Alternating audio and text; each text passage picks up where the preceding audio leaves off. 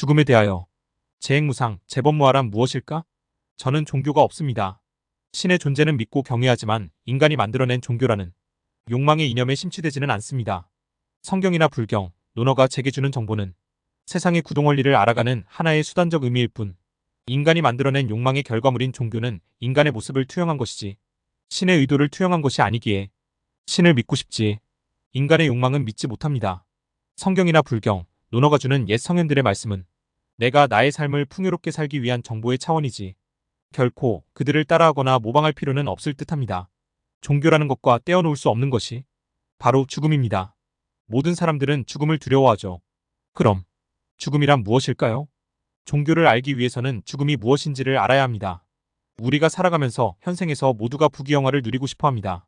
재물도 모으고 권력도 얻으며 모든 사람들이 나를 우러러보는 세상에서 살길 바라죠. 이 모든 걸 이룩할 수 있는 것이 과거에 왕이라는 존재가 있었습니다. 그런데 문제는 뭔가요? 왕은 모든 것을 다 가지고 이루었는데 그 다음에 왕의 고민이 생깁니다. 바로 죽음이죠. 죽음을 피할 수 있는 인간은 존재하지 않습니다. 이는 예수도 부처도 공자도 예외 없고 역사 속의 모든 위대한 정복자들도 예외는 없습니다. 인간이라면 말입니다. 그럼 우리 선조들은 지역과 시대를 초월해 인간이면 누구도 피할 수 없는 이런 죽음에 대한 공포를 어떤 방식으로 문제풀이를 했나요? 바로 종교가 지역을 초월해 천국 천당 극락 천상 부활과 같은 행복한 용어를 만들어내 죽은 이후에 영원히 행복한 세상으로 가게 될 것으로 믿게 하여 죽음을 앞둔 이들에게 공포가 아닌 평안을 주게 하죠. 이렇게 하면 죽어도 어차피 천당 천국에 갈 것이니 슬퍼할 일이 없겠죠. 자, 그렇다면 극락을 말하고 있는 불교를 이용해 잠시 설명해 볼까요? 2024년은 불기 2568년입니다. 쉽게 부처가 죽은 지 2568년 되었다는 말입니다. 불교는 종교가 아닙니다. 인간이 부처를 신격화한 것이죠. 불교라는 것이 인간들에 의해 종교화되기 전 종교화된 불교가 아닌 순수 학문으로서의 불교의 교리를 보면 부처의 불교가 죽음을 어떻게 보는지 알 수 있습니다. 불교의 교리 중에 대표적인 것이 삼법인입니다. 첫째 재행무상, 둘째 재범무아, 셋째 일체계고. 재행무상은 우주 만물 중에 고정된 것이 없고 모든 것은 계속 변한다는 의미입니다. 여러분 눈앞에 모든 물건은 본디 그 물건이 아니라 어떤 무엇이 바뀌어서 된 물건이죠. 볼펜을 불로 찢으면 형태를 알 수 없는 어떤 종류의 플라스틱이 남게 되고 가지 각색의 페인트가 뒤섞여 새로운 물건이 됩니다. 그런 틀에 넣고 찍어내면 나는 어떤 물건도 만들 수 있죠. 세상에 처음부터 어떤 형태를 가지고 있는 것이 있나요? 바람도 파도도 모두 변화되는 움직임과 에너지의 이동일 뿐이지 애초부터 한 가지 형태의 모습으로 영원히 지속되는 것은 없습니다. 재범무아는 재행무상이 나에게 적용되었을 때 깨닫게 되는 경지입니다.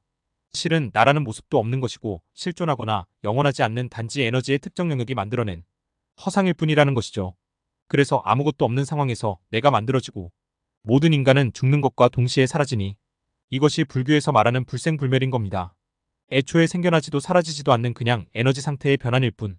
일체계고는 재행무상과 재범무아를 인정하지 않는 인간은 영원히 살 수 있다는 욕망과 함께 모든 것을 영원히 소유할 수 있다는 불가능한 생각을 가지고 살기에 자신을 독립적이고 고정된 실체로 인식하여 고통 속에서 살 수밖에 없음을 말하고 있는 것이죠.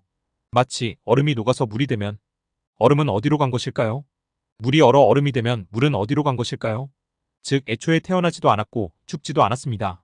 그냥 계속 변할 뿐입니다. 쉽게 설명해 볼까요? 지구의 인간이 1명일 때와 지구의 인간이 100억 명일 때 지구의 질량은 다를까요? 똑같습니다. 왜? 지구 내에서 새로 태어나는 모든 인간은 지구 내에서 다른 에너지가 인간으로 바뀌어서 변형된 형태이기 때문에 지구의 인간이 얼마나 증가하건 절대 질량은 변할 수 없는 것이죠. 하지만 만일 달나라에 가서 고구마와 식물을 키워 그 에너지원을 취해 출산을 하고 인구를 늘려 지구로 귀환한다면 지구의 질량은 늘어납니다. 왜냐면 지구가 아닌 외부의 에너지가 지구로 새롭게 유입된 것이니까요. 즉 태어나는 것, 살아있는 인간은 오직 지구 내에서 존재하는 다른 에너지가 인간이라는 형태의 에너지로 변환된 것이지 새롭게 만들어지거나 멸하는 게 아닙니다. 이건 종교가 아니라 과학이죠. 우리가 죽으면 사라지는 건가요? 원래 지구 내에 존재했던 에너지가 인간 형태의 에너지로 변환된 것이지 우리는 새롭게 태어나거나 소멸될 수 없습니다. 그런 이유에 인간의 몸을 구성하는 모든 원소는 지구에 없는 원소가 존재할 수 없는 겁니다. 이걸 불교는 윤회라고 하는 겁니다. 죽음 이후의 윤회라는 건 인간이 인간의 형태로 다시 태어나는 게 아니라 다른 형태의 에너지원으로 남아 지구 내의 다른 형태의 에너지 상태로 머무는 것일 뿐. 즉 윤회는 죽음과 동시에 다른 인간 형태의 에너지로 지구에 머물 수도 있고 식물이나 물고기 바람, 나무 등의 에너지 형태로 머무를 수도 있는 것이죠. 여러분은 천만 년 전에도 지구상에 존재했습니다. 다만 그것이 인간 형태가 아닌 다른 형태의 에너지로 존재했겠죠. 이를 에너지 보존의 법칙이라고도 합니다. 1927년 솔베이 회의를 통해서 닐스 보어와 하이젠베르그 포함 2인이 발표한 양자이론. 지금까지 설명한 모든 내용은 최신 과학이 입증하고 있는 양자역학이 불교의 공과 도교의 도의 법칙을 과학으로 입증하고 있습니다. 쉽게 양자역학이란 불교의 재행무상, 재범무화를 2500년 만에 과학으로 입증한 것이죠. 그냥 모든 것은 에너지일 뿐이고 에너지 자체는 생겨나거나 사라지는 것이 아닌 다른 형태로 변환되는 것일 뿐입니다. 애초에 새로 태어난 것이 아닌데 어떻게 죽어 사라질 수 있겠습니까? 예수 스스로가 자신을 신격화했나요? 부처 스스로가 자신을 신격화했나요? 후대 인간들이 만들어낸 욕망을 종교라 합니다. 그리고 그 종교의 근본은 인간이 가진 죽음이라는 두려움에서 시작된 것이죠. 사실 새로 태어나는 것도 사라지는 것도 없는데 말입니다. 만일 이 말이 부정되려면 에너지 보존의 법칙도 부정해야 합니다. 태초에 누군가 생명체를 만들었겠죠. 하지만 생명체를 만든 게 아니라 단지 에너지를 만들었다고 보는 게 정확한 표현일 겁니다. 그거 아세요?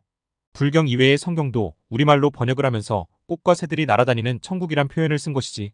원래 모든 성경의 내용에는 실제로 무덤이나 그냥 하늘을 가리키는 하늘의 장소라는 천당을 썼습니다. 죽은 이후에 평안을 얻을 수 있는 천국의 의미는 예수 사후 인간이 종교화를 만들면서 죽음을 두려워하는 이들에게 안식을 주기 위해 의역해 만들어낸 단어입니다.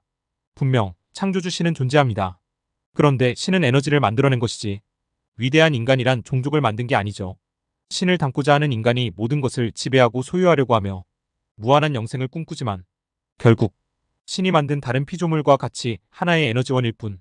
그리고 그 에너지원은 지구 내의 모든 생명으로 언제든 전환될 수 있습니다. 그래서 인간의 죽은 시신을 땅에 그냥 묻으면 그를 에너지 삼아 식물과 나무 그리고 흙이 에너지를 취해 자라게 되는 겁니다. 우리가 마치 고기와 야채를 먹고 무럭무럭 자라고 힘을 쓸 수 있는 원리와 똑같은 것이죠. 다음 세상엔 인간 따위가 아닌 슈퍼맨이나 바람으로 태어나고 싶다.